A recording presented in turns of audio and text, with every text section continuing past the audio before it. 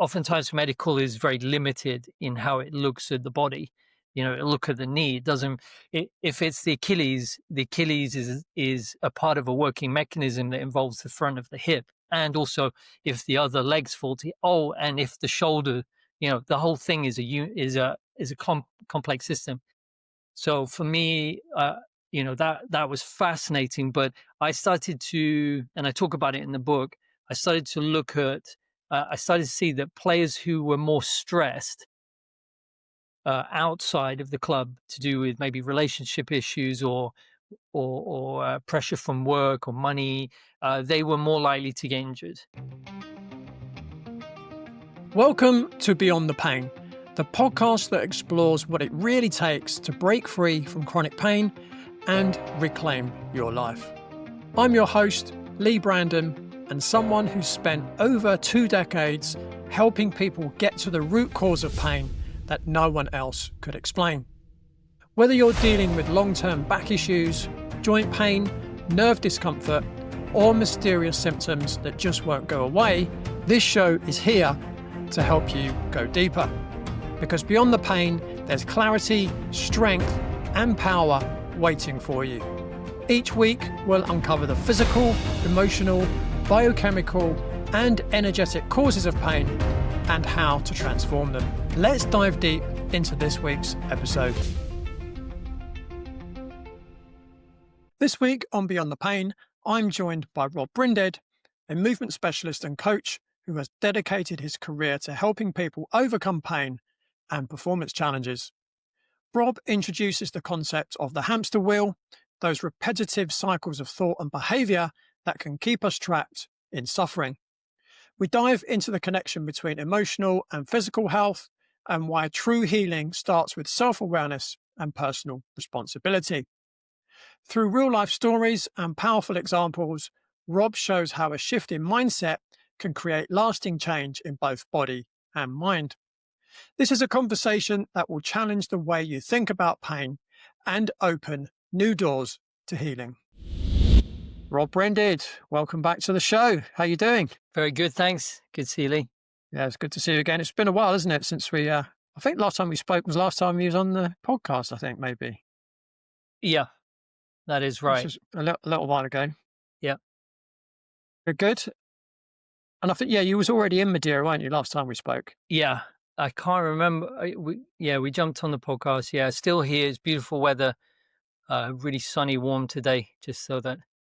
Nice, just rub it in. Yeah. But it's nice and overcast here. It's not cold, but it's overcast today. Yeah, don't really miss UK. No. I wish I didn't miss it. Yeah. As in, I wish I wasn't here, but... Yeah, right. That's another story. Yeah. So Rob, to kick things off, I know obviously you've been on the show before, but they might not have listened to that previous episode, although I would definitely recommend go back and listen to that. Could you give us an overview of your career journey and how it's led you to the work that you do today, which includes, partly, I know it's not all you do, but you do help people overcome pain? Yeah. So I tried to become a professional triathlete back in the 90s in France. Got fairly good, but not good enough. Not good enough genetics. And came back to UK, did a sports science degree. Started to question what I was being taught.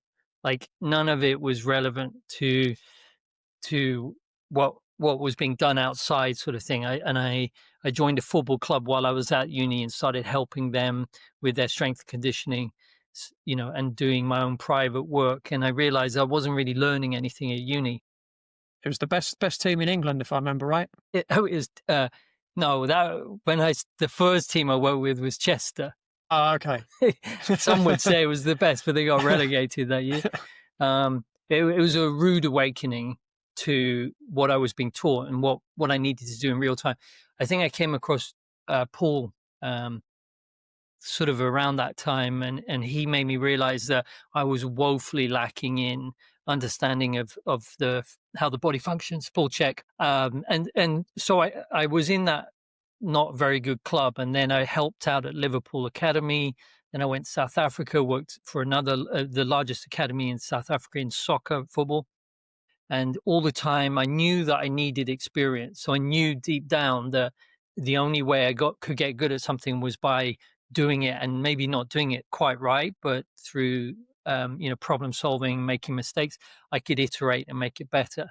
When I came back to the UK, because South Africa was a bit dodgy, I got a job at Fulham, and that was baptism of fire, working with a French fitness coach who's like the child catcher in Chitty Chitty Bang Bang, Was like it in every single way. was the manager Tigana then? Yeah, yeah, Yeah. Tigana. So I started. I was there. I was in the Premiership. Unbelievable players, and I learned pressure. I learned about pressure there, and being professional. Like, I guess your French speaking came in handy then. it really helped. I think that probably helped me secure the job, to be honest. And I don't think anyone else wanted it because of this psycho fitness coach. But so from then, I got a job at Chelsea Football Club, and uh, there I worked my way up, became full time, created an injury prevention lab, sort of rehab and injury prevention. So I was head of strength and conditioning, injury prevention for the first team. And that's where I started to implement something very simple like red, orange, yellow to work out which players were more likely to get injured. I saw I the remember you. results. I Yeah. remember you doing that. Yeah. Yeah. Do you remember? It was like Yeah. Yeah. super simple, but the I remember the doctor saying, "Well, Rob was right," but it was so obvious. But because um, you know, oftentimes medical is very limited in how it looks at the body. It look at the knee. It doesn't. If it's the Achilles is a part of a working mechanism that involves the front of the hip, and also if the other leg's faulty. Oh, and if the shoulder, the whole thing is a complex system. So for me, that was fascinating. But I started to, and I talk about it in the book. I started to look at. I started to see that players who were more stressed outside of the club, to do with maybe relationship issues or pressure from work or money, they were more likely to get injured.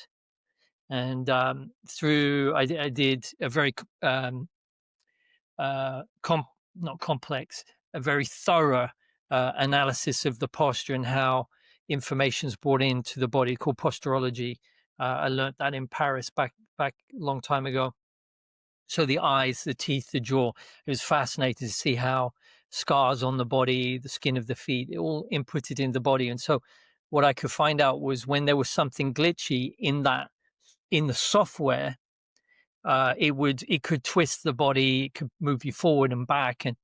And so whilst doing one of those assessments, I had one player, I got all the players to stand on two weight shifts. And Paul, I got that initially from Paul back in the Czech Institute, to see, if you shifted one way or the other. Uh, so I was just about to start the assessment, and I said to the player, what's the best sex you've ever had? This is from my first book. The reason why I was doing that, I just had to think about something that would make him be positive. So half an hour later, he said, "Oh, it was this somebody chick from Europe." And I was looking at the scales because he was significantly out of balance. And when he had the positive thought, sex thought, he balanced out perfectly on the scales. That was remarkable. So he was 8 kilos heavier on one leg, and then he was 0 0. It was perfectly balanced. And then I said, "What's the worst moment of your life?" Which is most people can instantly go through the folders of the mind and find it. And then he went to 9 kilos heavier. And so that was my moment. The negative weakening thought pushed his body much further out of balance than it already was at the beginning. And that positive reinforcing, strengthening his energy, that balanced him out. And so at that point, I went, what am I doing? Instantly, I could shift him. I needed to find out what that was. And so that took me on getting on to 30 years now, a journey into how to access whatever it was that shifted We him. don't know that old, do we? Sorry? I said, we don't look that old. I know, it's amazing. It's because we practice what we preach. But Yeah. it is that many decades now. Yeah. We've Well, known each. we met in 2001, didn't we? Right. So 24 years ago. Yeah, amazing. Yeah. We were young bucks back then, weren't we? I was stupid. Did young buck, yeah. I remember. Do you remember when I think I broke my arm with that kettlebell? Yeah, I do. That I think we talked about that on the first podcast. So maybe. apologies. Yeah, so that sent me into kind of going sort of really woo-woo. Is that was a 1 and a 0, or one thought strengthened him and one thought weakened him, like a 0.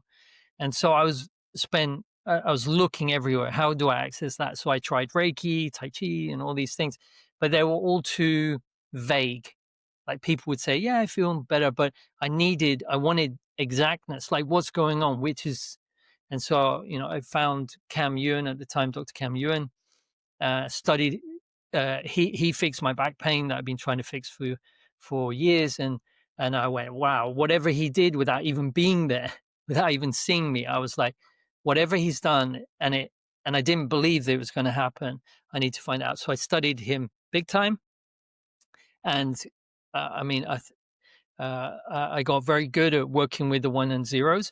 But what I found was that people fundamentally, like, I could fix their pain, because pain is, if something's weak, it's like the body's telling you there's something going on. And so I find that the pain never really comes from where you get the pain. It's a symptom of an imbalance somewhere. But what I started to become very interested in for myself, especially, was with all these titles that I had, and I never felt good enough, and I couldn't change that lack of confidence. And I had clients coming back to me with their the symptoms recurring after a year or something, and it seemed to be tied to their identity, the way they were. And I started to get more addicts coming to me, and I was like, I'd strengthen what was weak, but their behavior was too deep. And that's where, I came across Jiddu Krishnamurti's work of the only way to change the self. Well, he talks about meditation being understanding the self. The self is this not very intelligent black box software that just repeats itself, and we listen to it, and we're all on automatic on based on this black box. So a few years ago, I went deep into that, and I started to really observe my behavior, my thoughts. And my superpower, I would say, is kind of bad jokes, um, dad jokes. No, dad dancing, very bad. But I'm really good at pattern recognition. I was really good at Cluedo when I was a kid. But I'd read the people. It wasn't nothing to do with the cards. It was I could see, and I now know that that's a trauma behavior. It's like a defense system. You get to scan everything really well, and then it will keep you safe. And so, what I saw when I started to observe my own behavior and look for the patterns is that there is an actual pattern to it. And working through initially with myself and then with my clients, I started to see a pattern, and it forms um, like a dualistic, like yin yang, and it's a circle. And when I'm working with someone, I start plotting what they're saying on the circle, and I realize that it works just like a hamster wheel. I was like, shit, this is a hamster wheel. So in the book, I talk about drawing a hamster, but it looked like a poo. So we had a chuckle with the client, and it's in my book, the photo of a poo. So I said, I can't draw hamsters. So I just drew a stick figure, and I started to map my clients' behavior out. And I got clients saying to me, oh my God, you've just explained me in 1 hour. And I've been trying to do this for, decades with therapists. So I knew I was onto something. And then I could kind of map, like, this goes into pain. Like when people come to me, I map it. That like someone comes to me with cancer, I'll map it to the hamster wheels. So the deep operating system is sort of like a big dam, and everything downstream, the ones and zeros, are being driven by our perceptions, which are based off these 5 hamster wheels. Does that make Mm, sense so far? yeah, yeah, definitely. Really interesting. Let's take a moment for Connor's story because if you've been sidelined by injuries that just won't go away, you'll relate. Connor was a dedicated tennis player struggling with multiple injuries, knee pain, shoulder issues, and a bad back. He couldn't play properly and it was crushing his confidence on court. After we put a plan together, tailored to his needs, Connor was pain free in just 7 weeks. His movement improved, his strength returned, and he hasn't looked back since. If you feel like injuries are getting in the way of doing what you love, download my chronic pain breakthrough blueprint at www.bodycheck.co.uk/free pain guide. You deserve to perform at your best without the setbacks. So, Rob, you've worked with Premier League footballers, Olympic athletes, CEOs for decades. When it comes to pain and performance, what's the most common pattern you see holding people back? Okay. If it's something holding them back, then there's a reason. So if we, again, if someone comes to me and they've got a foot problem, then there's usually going to be like a stepping foot. Like the body tries to tell you what's going on in your mind. So the mind and the hamster wheels are churning constantly, causing us to suffer. That goes down into the meridians or the mitochondrial system, and it causes blockages in the energy. And then, so you could have a line of energy down into your foot, and if you keep going, I can't do this. I'm not good enough. I can't step forward. That'll start showing up in your feet. So the body's just responding to that sort of constant pain, and it will show up as pain in the body. I've gone from pain in the body, you hit yourself, to no, there's always a reason. Even when you stub your toe, the particular toe, I've seen it. That's 30 years of every comment about pain or in the newspapers.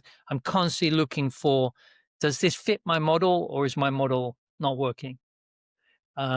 So coming back to your point, if it's holding them back, now we have to understand that when I work with high achievers, so Olympic athletes, professional athletes, it's very rare that they're going to be left-sided hamster wheel. So left-sided hamster wheel. So let me just come back to the hamster wheel. We have on the right side, there's the able, unable. So right is able, unable. There's support, let down. There's gain, loss, right, wrong, paying attention to, ignore. Those are the 5 main patterns I've seen over the last 5 years, and I'm looking for more, but I can't find them when people come to me. So people on the right, they've developed a behavioral defense system that for them to be extremely valuable. I'm not going to break down the hamster wheel any further than that. I will if you ask. And so they like to be right, able. They like to pay attention to themselves, and they like attention paid to them. They support themselves, and they like to gain. And people like that. Okay. And so when I'm working with someone like that, when they get injured, usually what's going to happen is going to make them very unable. So you said, what do you see coming up as something that makes them unable? Well, they're so jammed up. Remember, it's all about balance. When you're jammed up on the right, you're going to pull in very bad things. When there's an imbalance in the energy, when they're over forcing on this side, at some point it has to balance. It's the rule of the universe. Buddha said the more you try and reach the zenith, the more you reach the nadir. The Taoists talked about this stuff. It's the way. If you're jammed up, you're going to get the opposite. You pull in. So when I'm working with a right-sided person, they usually come to me when they're really bad, when they have cancer, uh, Alzheimer, like the neurological issues, and they cannot control it. So if they get a small injury, I won't see them. They can control it. They'll push through it. So just Yeah. on that point, something that's just topical right now, well, it might not be by the time this comes out, but I don't know if you heard the rugby player Lewis Yeah. Moody Yep. has been diagnosed with motor neuron disease. Yep. Would that fit into that? Yeah. Because he'll be a right-sided dominant guy, likes to control, likes to be able at all costs, but you can't. It's Conor McGregor. There's the Gracie, the greatest mixed martial artist of all time, who could control his mind. How now has he has a dementia or something, a neurological thing where he cannot control himself. So I've seen it so many times. I've worked with elite Olympic athletes who attracted, I talk about it in the book, cancer. I had an athlete cancer, a manic, really deep depression is usually coming from the right siders. So when they get something that's extremely, it's beyond unable. Does that make sense? It's a balancing act. So if you look through everything with this hamster wheel lens, you won't see it as an injury. Now, if you're someone like John Terry, who is right-sided, he would get pain, but he'd just go through it.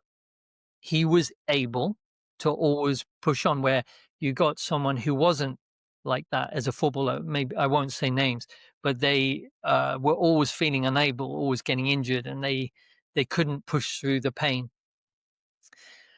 If you're a left-sider, if you're listening, you're on the left side. I'm more of a left-sider, but I've opening up to the right through my work.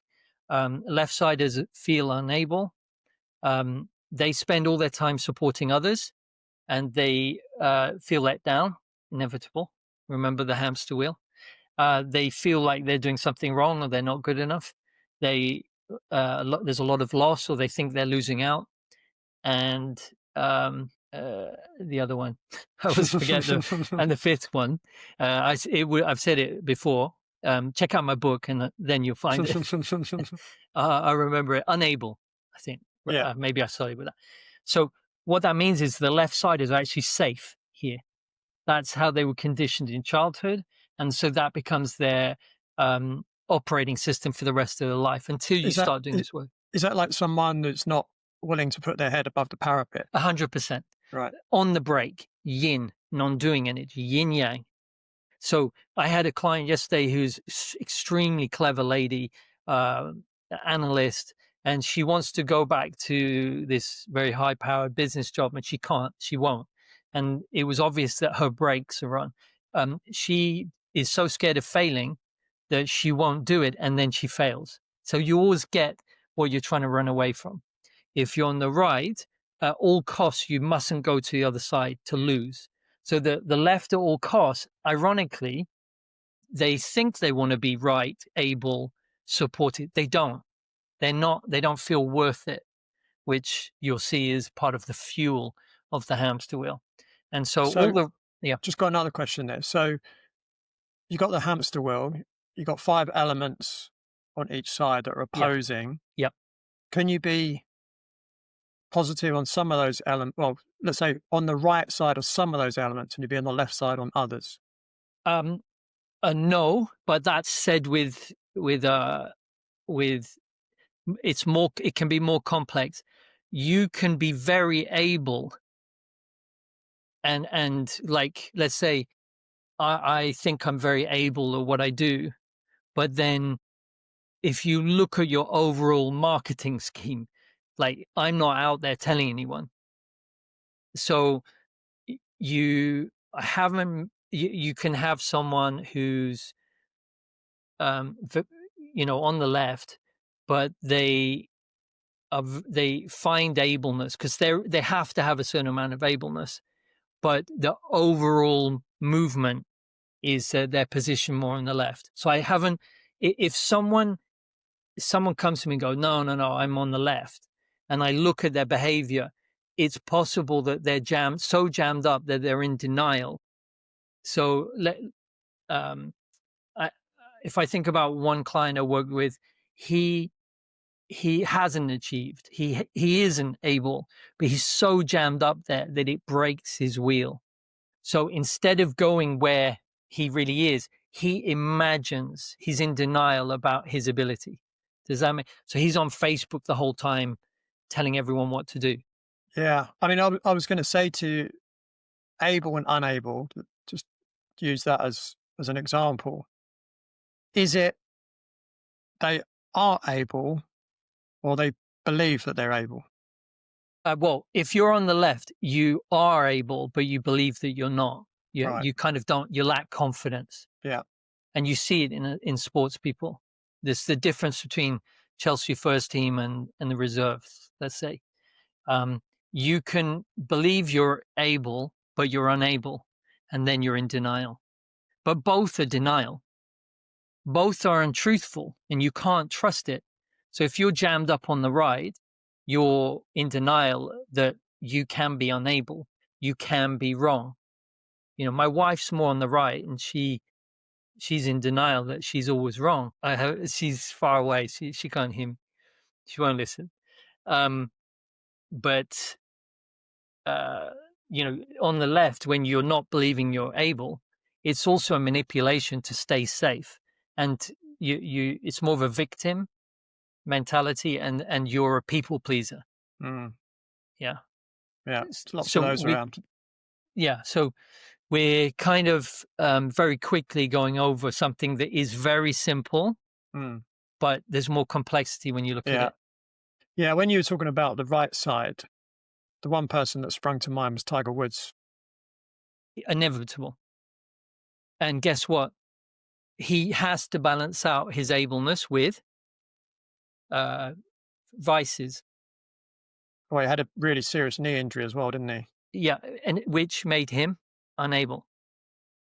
So if you look at all, like seeing the elite performers and the pop stars, and they don't, they people go, wow, they're so brave, they're so disciplined. No, they have no other way. Like, people put them up on a pedestal. No, they have no other way to do it, and they at all costs will support themselves. And it comes at the more able they are, the more unableness they will experience. So drugs, alcohol, Conor McGregor, John Jones, you name the people up there, they always have an unableness that comes to them to teach them about this reality that they're creating. So if you have two sides to the hamster wheel, if I think of someone like, I mean, no one's perfect, right? But I thinking of Lionel Messi, Cristiano Ronaldo, are they even on the hamster wheel? Yeah, Right. everyone is. It's the mind. Everyone has it. So it's like cars. Everyone's a car. Everyone has an engine. You can't not have an engine. So the drive is started in early childhood. These glitchy programs, and then they're reinforced through the schooling system. So if you look at Ronaldo's classic right side, extreme right side, always has to be able. Can't um, give up. Came from a very difficult childhood, poverty. Father was an alcoholic, abuse. That is the more trauma you have in your childhood, the better of a gold medalist or an athlete you'll be. That's what's necessary. So Lionel Messi was brought up, I think he was poverty. He had no friends. He was too small. But what did he do? He became valuable with his left foot. Is he a really nice guy? Well, you look at some of the stories I've heard, and I knew people inside the dressing room, and you didn't. He would um, talk over the manager, drink coke. The manager would say, "Don't do that in front of everyone." He'd just glug it away and look at him. He was kingpin, yeah. And so he's just like Ronaldo. He's the same side, and you can have levels to the side. So you can have someone who's up on the right, but not quite as driven, yeah, as say Ronaldo. So you could have one of the other footballers in the team. Let's say you look at Xavi. He was very quiet, but he excelled at the highest level. So he is on the right, but um, and he experienced deep depression. So some are more driven. You know, some are more traumatized than others. Is what I would say. I've never met anyone who doesn't have a mind that works this way. You could go and find a monk in the mountains who's really chilled, but give him some kids and a wife, and see how chilled he is. You can only know yourself through others. Yeah, yeah, yeah. Interesting. So, have you got an example where you're working with someone? It could be an athlete, it could be an everyday person, and they're in pain, and then you went through this process. I know we spoke about the guy with the back pain before. I think he called you the spooky dude or something. Yeah, spooky bastard. Um, yeah. So, have you got like a different example that perhaps you could share? Just a quick pause to share one of the most inspiring comebacks I've seen. Michelle was a top-ranked swimmer whose shoulder pain was so bad, even after surgery, she was told to retire. She was heartbroken, but she had one goal left: win gold at the European Championships. We worked together to build her strength, correct her posture, and optimize her recovery. Not only did she win gold, but she also set a European record and kept competing pain-free. If someone's told you to give up on your goals because of pain, don't accept that as your story.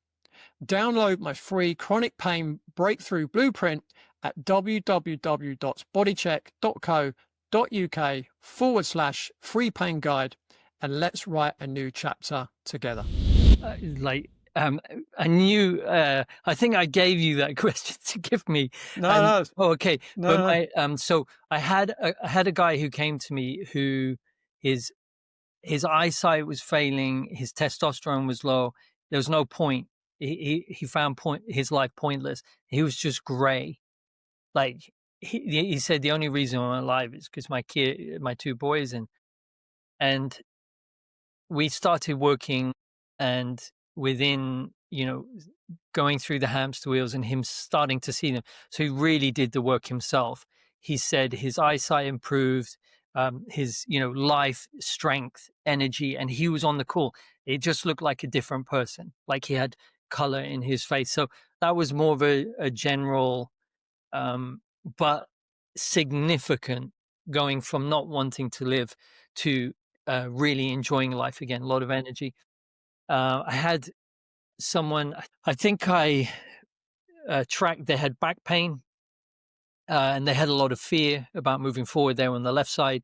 I worked on them. I might have strengthened their kidneys at the same time, but I made them aware that they were fearful of, I think it was being able or letting others down. So let down. If you look at, so the kidneys is fear, let down often brings up lung weakness and back pain.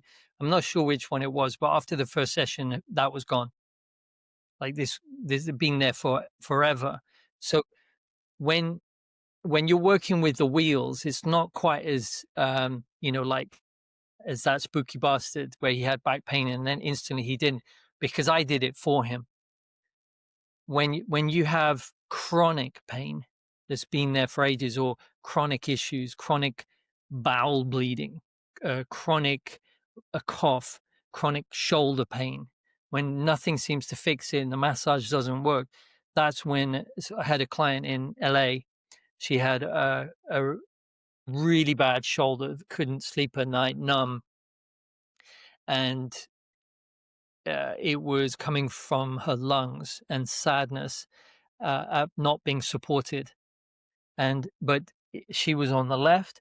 She supports everyone else. She gives all away her energy, and she can't support herself. So her lungs were weak. There was so much sadness. So we cleared that, and then I got her to see her constant obsession with being people pleasing and making sure everyone else was supported.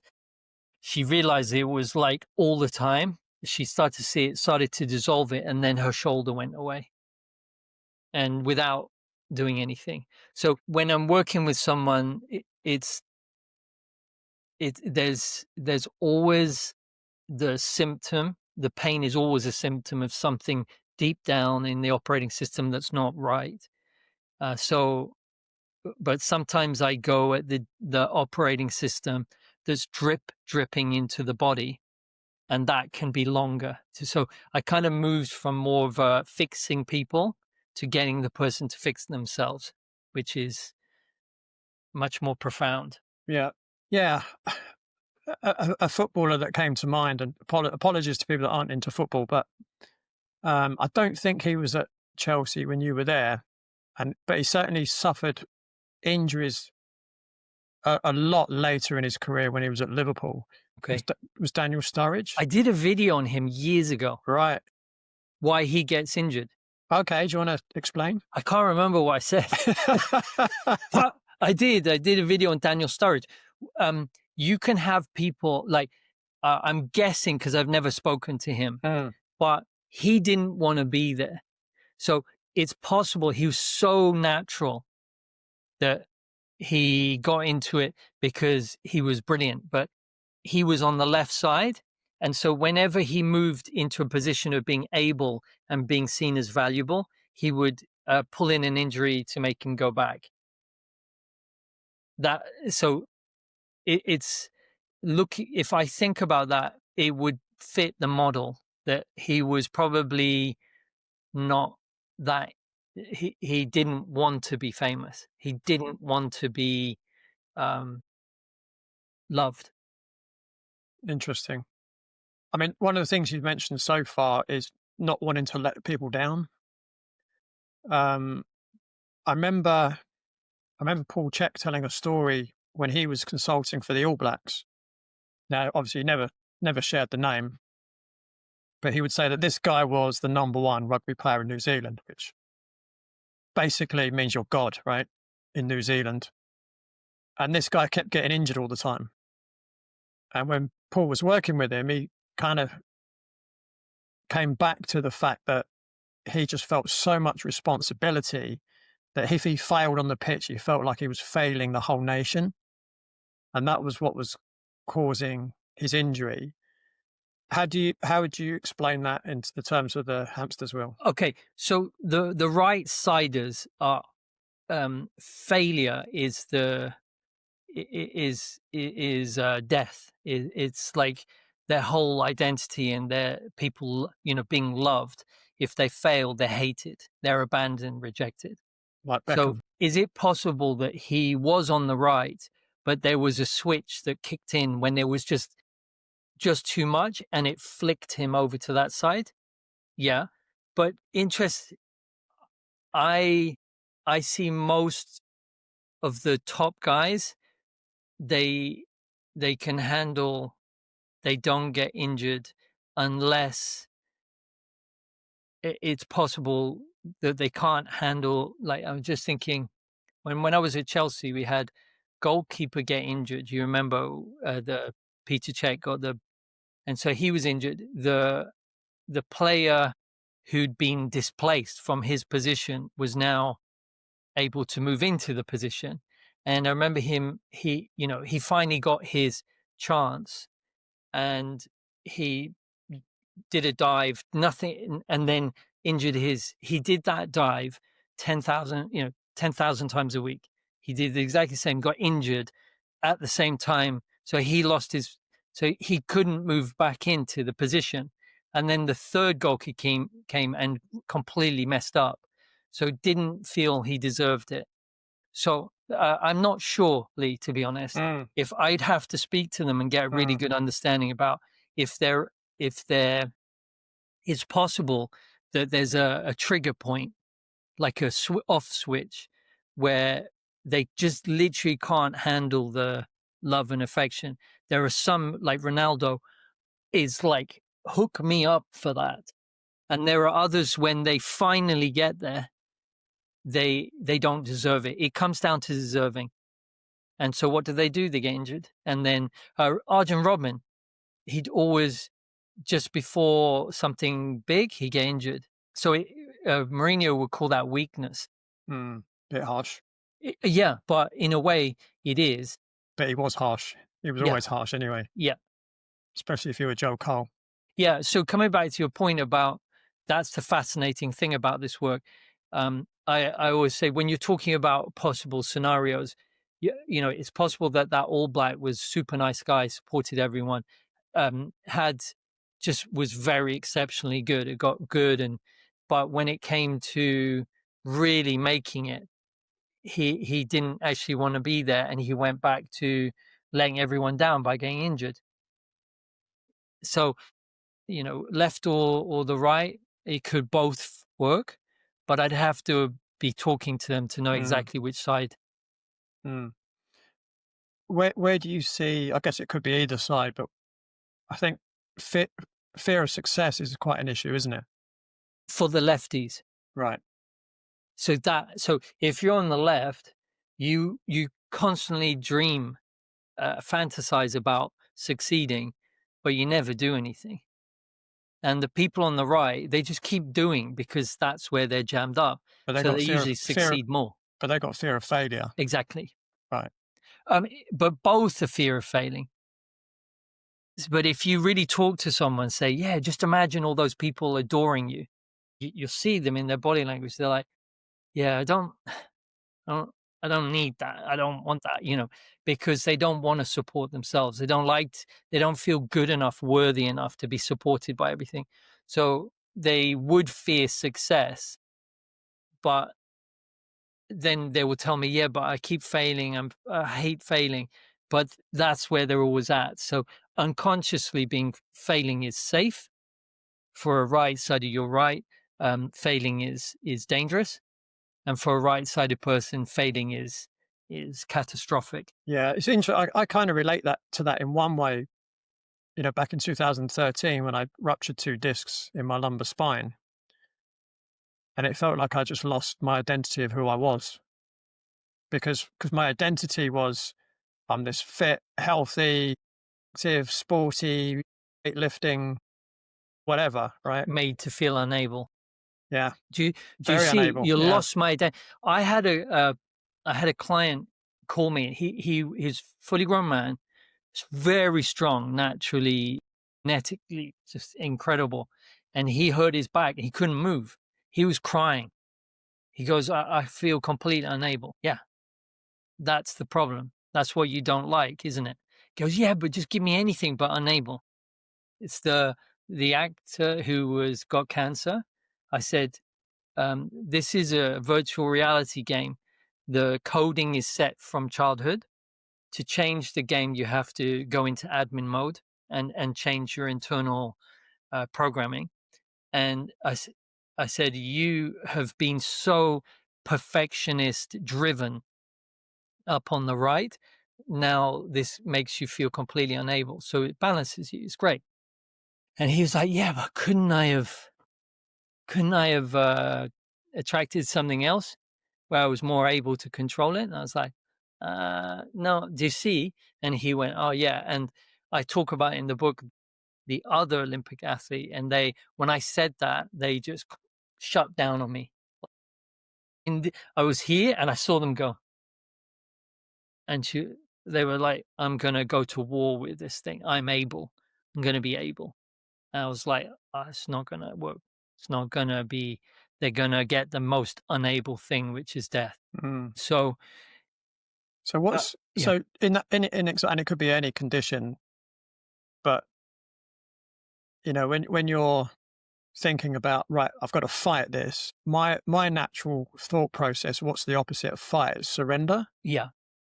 Is that the right thing, or is there a better No, but option? that's an act.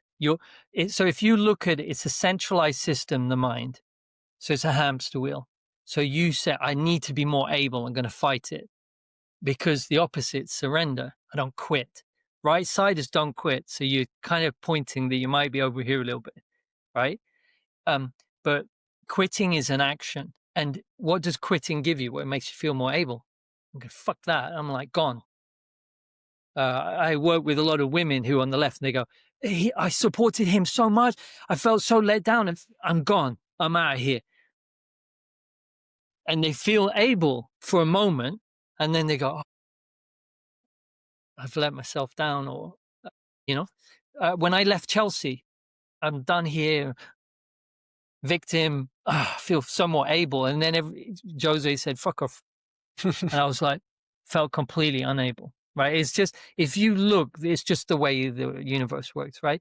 So you said fight or surrender, but surrendering is an action that you're trying to gain control. Oh, I'm going to surrender, and then so you have to look at that behavior. You say, I need to fight. Okay, why? Why do I need to fight? Just watch. You don't need to even need to say why. You go, okay, there's that why. I think I'm trying to be able. So what I've done is put this framework of the hamster wheels on Krishnamurti's work. Krishnamurti, no one can follow. And David Bohm, Einstein's student, said, yeah, he's great, but no one understands what he's saying. Like, it's too difficult. So I needed to put a framework on it. And so there are these hamster wheels. They exist. So you would go, I'm going to fight this, but you're going back into the wheel. You need to step out of it and look at the behavior because it's a habit and it's glitchy. It's a program script. It's glitchy. And then you go, yeah, but how do I surrender? Well, I don't know how to. I'm unable. Like, okay, it's that hamster wheel. Okay. Just keep watching it because I'm not using it anymore. I made this when I was 4 years old. Yeah. So it is the hardest thing, Leigh, though, is to separate yourself from the habitual thought pattern, and the hamster wheel makes it really easy to see. I have another story that might hit home, especially if you've been stuck in a loop of injury and disappointment. Ian was a semi-pro footballer dealing with a groin injury for over 3 years. He saw specialists, had surgery, spent thousands, but the pain always came back. He felt defeated and like his playing days were over. When we dug deeper, we found issues that no one had addressed. And that made all the difference. Today, Ian's back on the pitch, stronger, more agile, and full of confidence.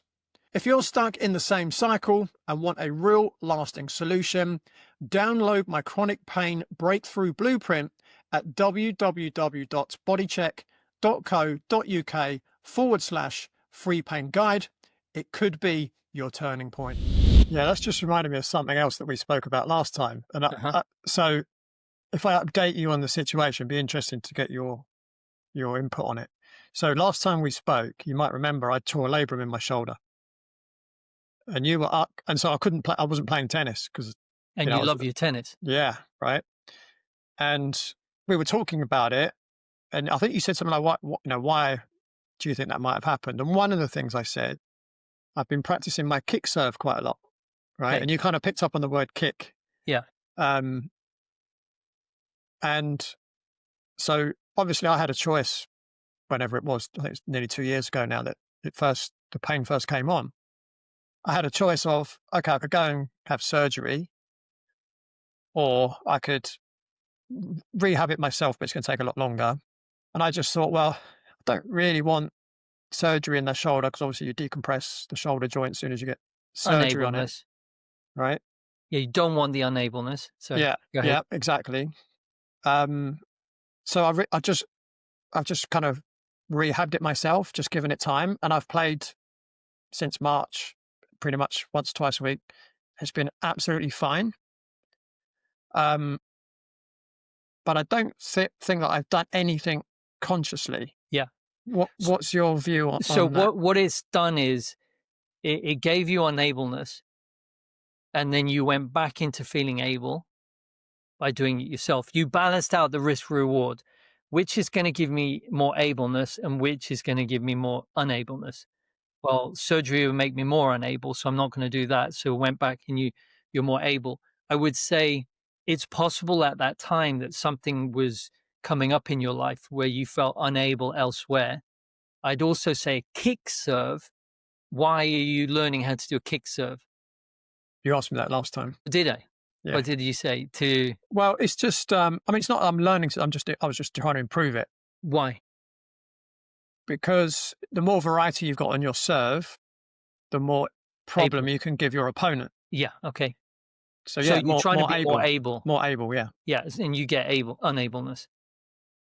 So all I'm saying, uh, I'm saying watch.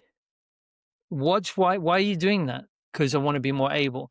So the Taoists would say that you never force. The Buddhists saw, so Buddha saw some things and he wrote them down, and then he said, don't worship me, this is how humans work, and then everyone worshipped him and made it all very complicated, right? Taoists kept it chilled. I love them. So it was like, yeah, don't force, you're going to get the opposite. uh Non-doing without mind. So you could, whenever you do something, you think, "Oh, I'm gonna practice my kick serve." You go, "Why?" "Well, I want to be more able." "Why?" And you start to see the hamster wheel. That is a closed system. If you want to be more able, undo that system, and then your tennis game will go, because you play best when there's no mind. Mm. Oh yeah, for sure. I know that from experience. Like the odd time I've played against someone much better than me and won, if you said to me, "What did I do?" I don't know. My mind wasn't involved in the game. 100%. Also, coming back to your shoulder, it could be an emotional thing at the time. Could be pressure, putting your hand up. Um, serve is where you put your hand up. So you might have been under pressure. You remember we're talking about the right hand sided, when there's too much load on the system, there's a switch that happens. So it depends on how much pressure you're putting on yourself based on your hamster wheels. Yeah, interesting. I could probably talk to you for hours and hours and hours about my tennis game, but we'll We'll move have to on. do it sometime. Yeah, definitely. So I know you've had your own struggles with pain and glitches in your own system. Can you share a personal story of when you were stuck in pain yourself and what finally helped you break free? Well, I can give you stories of clearing pain in my body, like thousands of times where something came up and I cleared it, or for my kids, or for an animal, or my wife, or something. What I've noticed with working on changing these deep programs is, let's say I get a little bit of nerve pain in the right scapula. That's something I've noticed. It comes up and down, and it is literally like I go, okay, which hamster wheel? And it's usually referred for my lungs. It builds up when I'm working with people and they're crying. You sort of download other people's emotions. You probably know that when you're working with people, it builds up, and I don't catch it and I'm not clearing it. Then I go, oh, it's my lungs. Bang. I'm, or I might be feeling I'm letting people down, or I feel let down. So instantly I use that, bang, gone. So it's almost like that one's going again. Let down support's a big one for me. What do I do for a living? I support everyone else. Oh, I mean, it's great because I can't remember any. Like, I don't get pain. So I remember back in the early 2000s, I think you had like ongoing lower back issue, didn't you? Okay, yeah, I had really bad back pain. Like I could, like, for maybe a decade, and I remember not being able to lift the toilet seat in the morning. And this sounds, I haven't had that until Cam Ewan cleared it. So in my first book, I wrote about it. I found him. He had a clinic online. I said, "What's this?" And I went on his website. Had a little box. I typed in my back. I can't lift toilet seat in the morning, and when I try and run, my calves snap, like something like that. And then I woke up the next morning, and it was gone for the first time in 10 years. And I was like, I was like, "What's going on?" And I couldn't get it back. And then I received the recording, and he said, "You had karma of breaking people's backs." And I didn't know what to. I was like, "What?" He said, "You're weak to the horizontal position, and you have karma of being chased and having arrows shot at you, like sharp instruments." Like, I'm not. And so he said it was spiritual experiences, ancestors. And I looked into that a lot, and I'm always okay with being wrong. Even I'm always trying to look for ways that my system is wrong. But what I think happens is that experiences karma is a traumatic experience gets encoded somehow energetically, and that it's passed down, and that we're here to resolve things. So sometimes there's karma, which is you did something to someone and you knew it was bad, and that gets encoded a la hamster wheel. You made someone unable. Okay, you're gonna. That's somehow written, and that resolved. He just cleared that in 20 seconds, and I never got back pain again. That blew my mind, Leigh.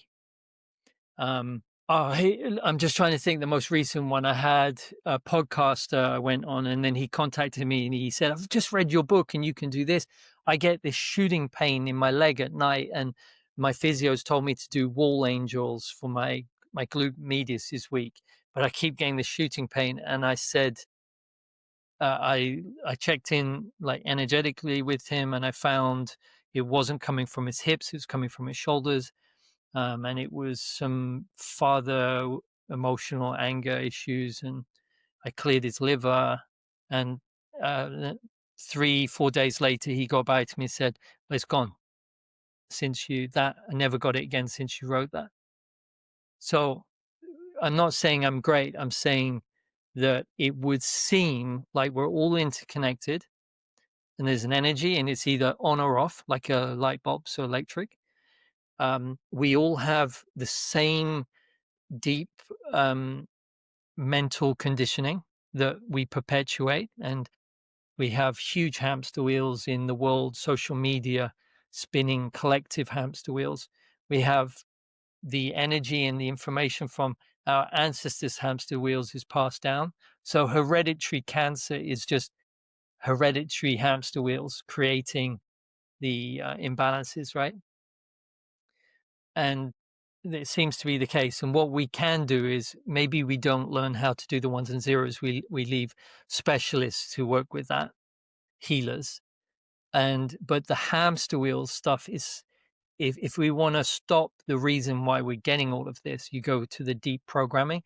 Is everyone is available to everyone right now. You're sovereign, and you can completely change your life. But the only way to do it is going into admin mode and observing however you want to do it. It just so happens there's 5 hamster wheels there for you to look at. But if you don't want to do that, that's fine. But they're there. You can try and prove me wrong. So when you say admin mode, that really means taking a step back and observing. Yeah, and seeing what thoughts are coming up. What an asshole. Okay, I think he's an asshole. I'm angry. Why? He didn't. He ignored me.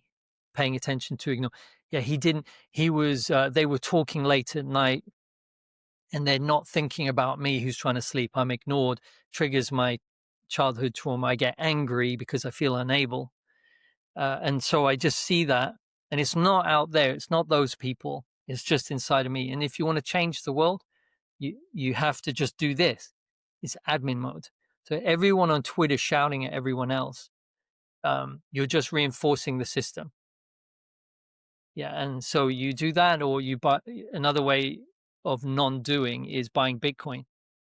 So you can see the world is becoming more and more authoritarian control, because the internet has created narratives that are out of the control of the controllers. And so the fiat system is sort of, the debt is out of control. So they're having to control more. And out of that comes someone who created Bitcoin, which balances out this fiat and then is decentralized, centralized, decentralized balance. And so there's this freedom within using admin mode. And then you buy Bitcoin, which is another system which is based on freedom. And so the two are very compatible in a way. Both have principles of Wu Wei, non-doing in them, because no one's in control of Bitcoin. It is just a discovery. We're not going into Bitcoin now, but Yeah. I mean, it's interesting, 'cause even before you mentioned Bitcoin, I had a thought in my head, and it's something I've never brought up on on the podcast before, and I don't want to go into too much detail, but I do want to ask you the question because I'm just curious. There seems to be an increasing number of scientists that believe that our reality is actually virtual reality, and it would seem like the hamster wheel, if that's true, and I don't know if it is or it's not, that the hamster wheel is just part of that program. Hi, everyone. Now, I have something new in the works that I'm really excited about. I know that not everyone can access or afford my one-to-one coaching, even though it can be life-changing. That's why I'm putting together a simple online group program designed to make my support more accessible and affordable. The mission stays the same: to help as many people as possible take control of their pain and live a life without limitations. At this time, it'll be in a supported group environment with a clear step-by-step plan, a setting that can be both powerful and motivating. Right now, I'm just exploring interest, so if you think you'd like to be part of this, just email me at leigh@beyondthepainpodcast.com or DM me with the word group, and I'll make sure you're the first to hear when it launches. Thank you so much. I can't wait to share more with you. Now, back to the show. Yeah. And we create our reality based off our programming.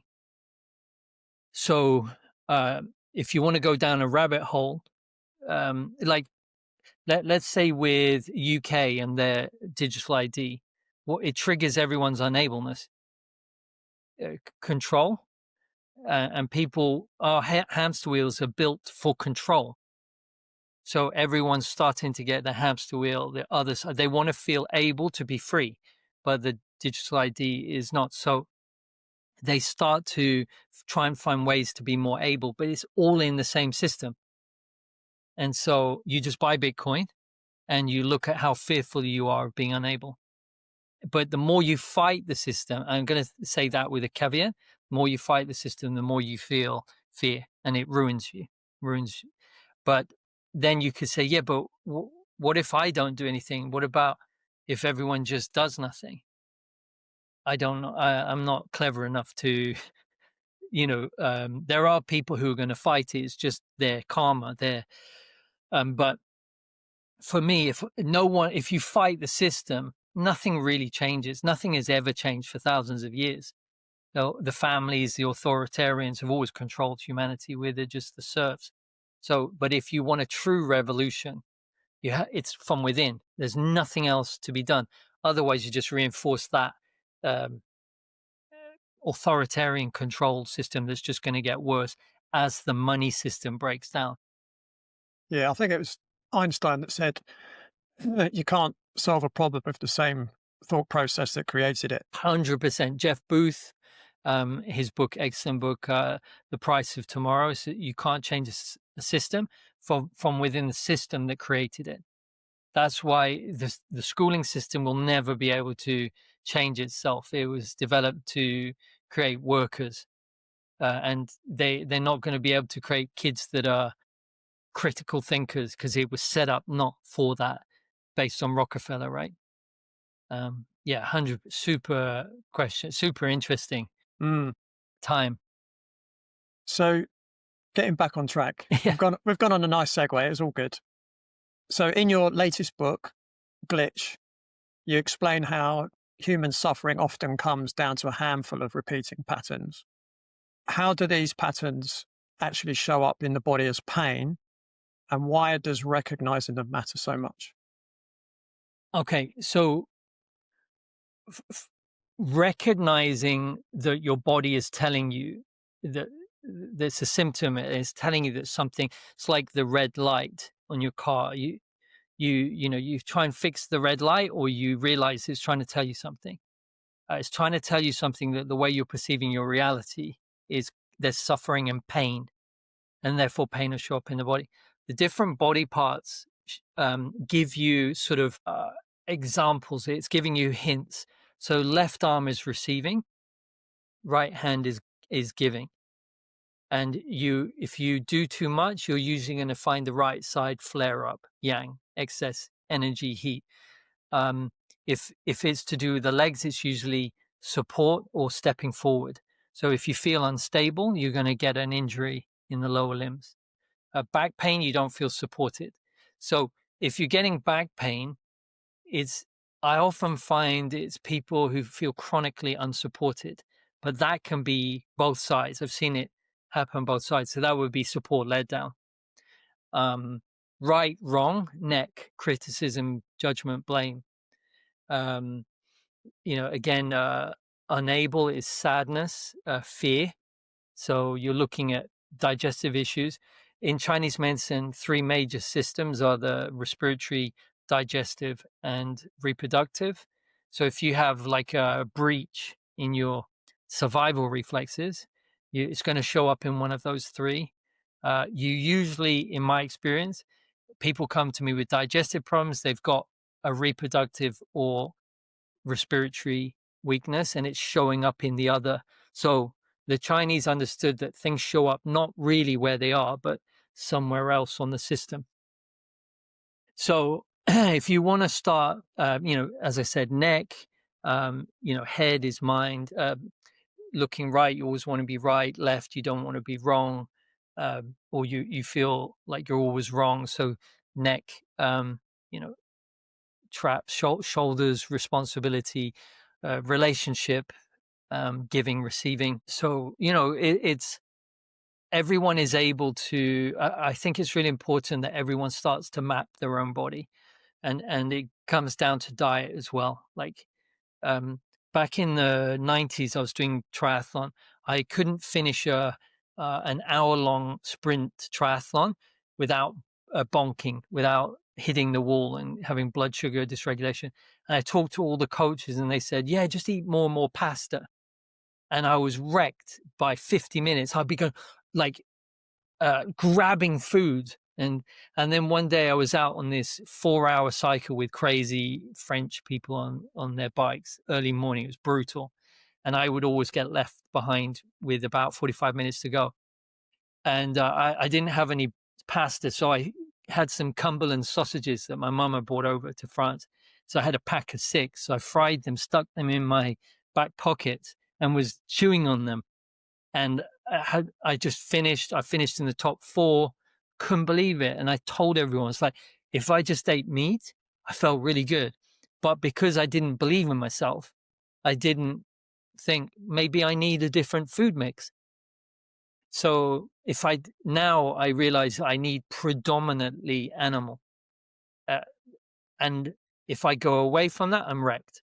And I get pain, I get issues, mineral issues. So you look at your body, and when someone goes, give yourself a pat on the back, or I don't think I can step forward, or I keep bending over backwards for everyone, or I feel like I have to bow down to him. It's gonna be showing up in your back. The body hears the thought and shows up when it's painful and you're fearful or there's emotions. So if you have fearful, you're pissed because you keep bending over backwards for everyone, you're going to get hip back issues. It's simple as that. You just got to listen. Yeah. Do you feel there's a link between shoulders and responsibility? 100%. I also think if you have hip tightness, go for the shoulders. They're reciprocals, but I mean in physical therapy. You'll find that if someone's got tight hips, they're going to have tight shoulders. And it's not where the problem is. You think the problem is. So I have huge results with myself. I have tight hips. I started going at shoulders with elastic bands. My hips freed up, and vice versa. So the hips and the shoulders are reciprocals. Responsibility is to do with support, hips, responsibility. So you start, if you have too much responsibility, you're going to start to feel it in there. And if it gets overwhelming and you start to feel unable, you're going to release the energy in your shoulder or if you're a footballer and you find out your wife's cheating on you, and you're angry, someone's going to smash your leg to release the energy.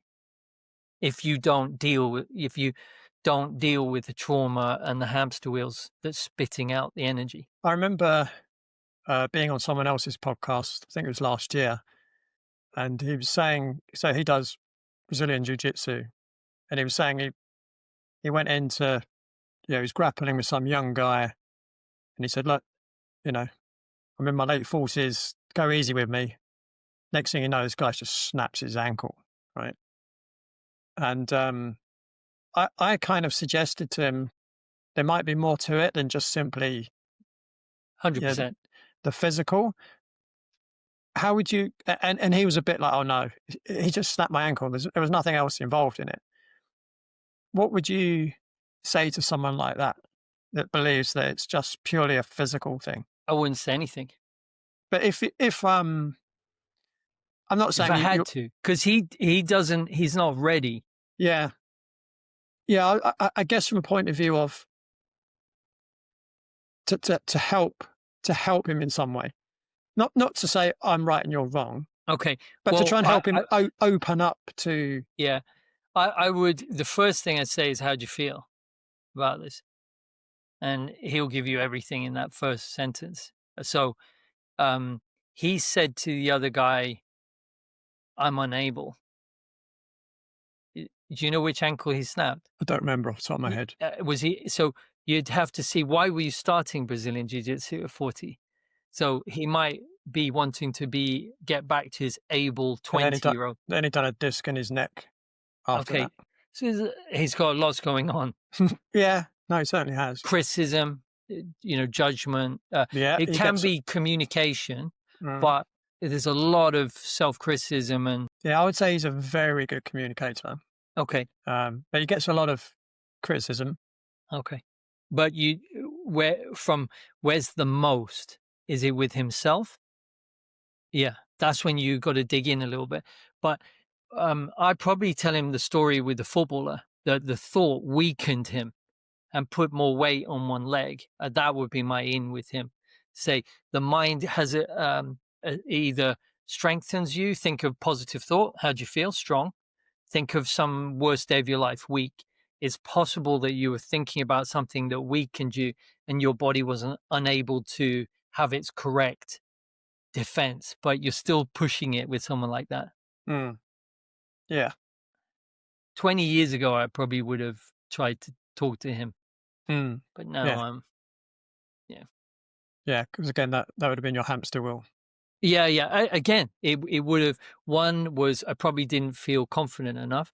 And also now I just like, if someone's not ready to hear it, I don't try and force them. Yeah. Yeah. Yeah, I just kind of smiled at him and carried on. Of course. Yeah. Yeah. Um, He needs to go to physio and there are layers, right? yeah, So he did he's all that. fully physical and everyone's separated. He's not ready to be unplugged. He's getting there. Oh, okay, cool. Yeah. He used to be an orthopedic surgeon. Oh, wow. Yeah. Probably lots of karma. Oh, I've worked with surgeons. They have lots of karma. That's why they spend the whole time smashing people's legs to pieces. From what I understand, he was a very, very good surgeon. Okay. Interesting. Very critical of his colleagues. Okay, so criticism there. So he gets criticized a lot. He criticizes others. I bet you he's very critical of himself, right-sided, very, very able, and then breaks his ankle. He's completely unable. Yeah. Because he put himself in a position where he was unable. Brazilian Jiu-Jitsu, doesn't matter how able you are as a surgeon, you're going to get ragdolled. How do I know? Because I get ragdolled a lot in Jiu-Jitsu. Yeah, interesting. So you often say that it's not just about the software of the mind, but also the hardware of the body. Why is it so important to integrate both when helping people out of pain? Yeah, I think when the hamster wheels are going hard, people are stressed. Stress is a very, what does it mean? Where it's like there's lots of painful, you're pressurizing yourself, you feel fearful, etc. A dog doesn't get stressed. We have this street dog. He's the coolest dog, and he just sits in the road. He doesn't give a shit. Like it's so cool, so cool. he has no mind, so he doesn't stress. But when stress, if you imagine like cogs really chewing away at your minerals, the battery is a body, the body is a battery. Morley Robbins, who was on your show, talks about um, magnesium burn rate, MBR. And so when you're stressed, you burn through, and some people burn through magnesium very quickly. And if we're a battery, which we are, and we're an electrical system with the meridians or mitochondrial system, we need minerals. Minerals make up is the building block of the battery and the hormones, etc. So we have to really be aware that when we're eating, we want to remineralize the body. So I drink mineral water, which is very alkaline, high pH, very minerally dense. Because if I just drink normal water, I get dizzy. It really flushes out my minerals. So I do that. I make sure that I eat a mix of organic, fresh food. I can't afford to at 53 to not every meal put minerals. So therefore, it doesn't, if someone's working on the hamster wheels, they're not right. They're not going to put McDonald's in their body. They take responsibility. My body is a gift. My mind affects the body and the body affects the mind. So I have to look after the body because the body can affect the speed of the hamster wheels. If I drink too much coffee, my hamster wheels it's very difficult to step away from my hamster wheels. You can see when you drink alcohol or drugs, your hamster wheels just either switch off alcohol, or if you drink a lot of Stella, they switch up and you fight, or marijuana, you start spinning in them, or, depends type of person. So what I say is that if you become minerally depleted, it's part of the process of disease. So you can't, you can't eat shit and just do hamster wheel work. The two have to be looked after at the same time is my experience. Yeah, yeah, that makes complete sense. And that's probably why, we look so good in our 50s. We've got a few more grey hairs and a Yeah, little less hair than we had yeah, 24 years ago. yeah, Maybe a bit more wisdom yeah, and a yeah, bit. yeah. So I've been looking after myself for a while now. The hamster wheel work has changed me. So I'm so glad because I was eating organic food, but I was stressed and I didn't feel good. So now I'm peaceful and really content and enjoying my life. So when I eat, I'm even more enjoying it and I get more out of it. And I look at the beautiful island I live on and I can absorb more of the beauty and the energy.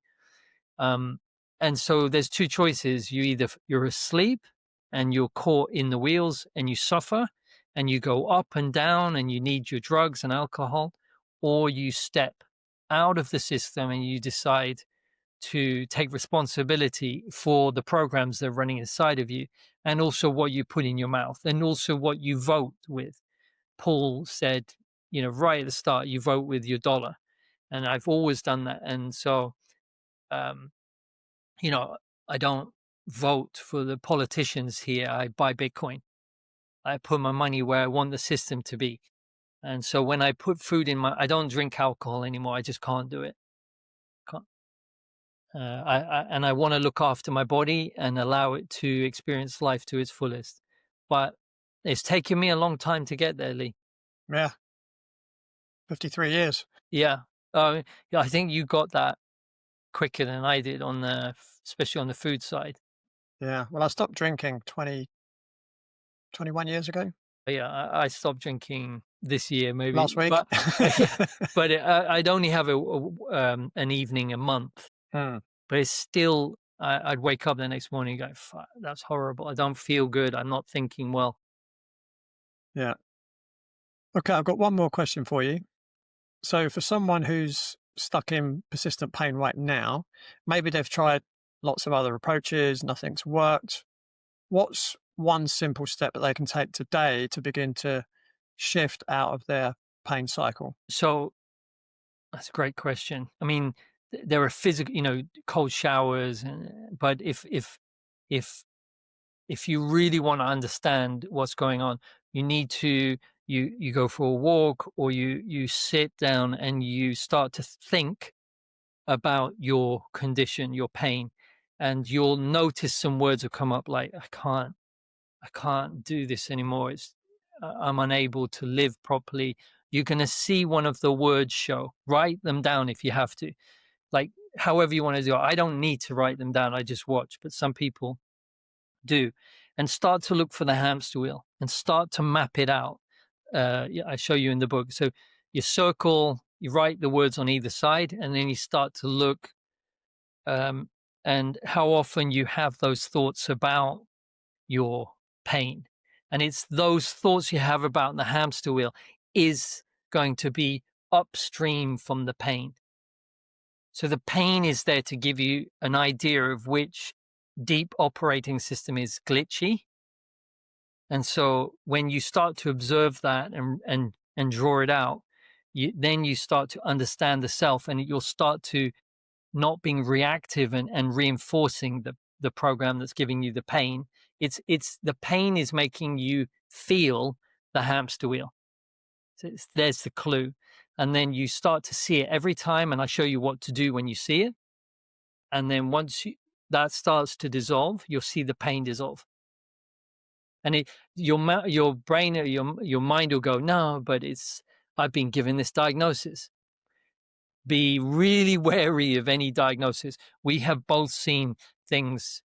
In my first book, I talk about the baby that was diagnosed with liver cirrhosis. She had 6 months to a year to live. I worked on her for a year, and the doctors said, we don't understand what it is. This is a miracle. It shouldn't be this, but it's healed itself. So that kind of taught me not to go with diagnosis. I had another guy in Farnham who was dying. He's on his deathbed. The family were called in. Guy was waxy yellow, hadn't been out of bed for a pee for 6 weeks. He was on his deathbed. They preparing the family. His wife called me and says, please, I don't want him to die. I worked a little bit on her emotions and then checked in with him. The doctor says he has a massive heart in bacterial infection. I checked, there was no weakness. It was his lungs, parasite infection. Started working on the parasite infection. Then I spoke to her on the Thursday or the Friday. On the Monday, I spoke to her, and she said he got out of bed the next day for a pee. And she said the doctors can't believe it. Like, they were preparing him. And then I met her daughter when my wife was in Farnham to book a facial, and the lady beautician said, are you Rob Brinded's wife? And she said, oh, he helped with my husband. So I went in and said, hey, I remember. And I said, is your father still alive? She goes, yeah. So it was like he's full health. So the doctors are limited by their diagnostic tools, but there's the energy is what they don't understand, and you're going to have it somewhere else from what they're seeing. So coming back is just, what is the pain teaching you? Write down the words, map the hamster wheels. In my book, it's cheap, like Kindle's like $10. Like, it's your ticket for freedom for the rest of your life. It's like a no-brainer. Yeah. I'm halfway through your book. It is very, very good. Thanks. So, Rob, what's next for you apart from promoting your book and buying more Bitcoin? Stacking sats always. No, I think I'm just working on. I write an email a day to my email list. It's that's something that I've taken responsibility for doing. So I write every day, and so that's kind of important. I'm not I haven't got any projects. Just being with my main focus for the rest of the year is working on my health. So that means being really clean with my diet, getting back into exercising, because as I explained in the book, I was diagnosed with excess iron in my body from something that I was doing. So I came off testosterone, which I was on for 10 years.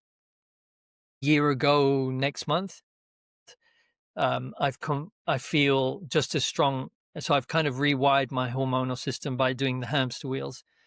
So my main focus is my health, and then my daughters, my wife, and the book is out there now. So I do podcasts and I chat with good friends like yourself about it and get the word out. Awesome. Sounds great. And where can people find more about you, and where can people buy your book? Yeah, so at robbrinded.com, I think the best thing, you opt in for my email, and I give you something really useful to get into every day. Either it's something new I've found, or something, a very important thing. That it's always about results for you. I'm not That's all my main focus, is how to get results.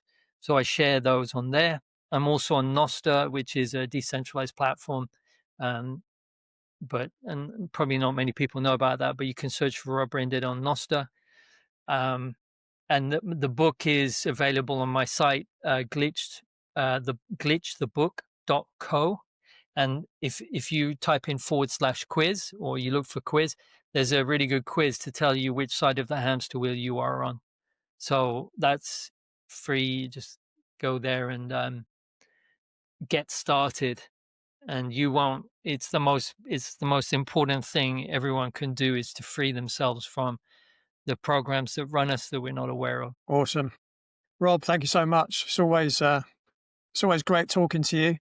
I must say, when we first met, and we spent a lot of time with our friend Dan as well, and whenever I spent time with you guys, I would always end up with DOMs in my abs because I was laughing so much. Good times. Because it was always just having such good fun. And Yeah. We've got a bit old and serious, but yeah, if we weren't on camera, we'd probably be laughing just as much. Yeah. I think when I wanted to come on here and talk like we talk, and I think we've done that, and have a joke, and I think that's important now with AI and everything. It's important to be who you are. Yeah, for sure. Awesome. Cheers, Rob. Thanks so much. So that's it from Rob and me for this week, but be sure to tune in, same time, same place next week on Beyond the Pain. Thanks for listening to Beyond the Pain.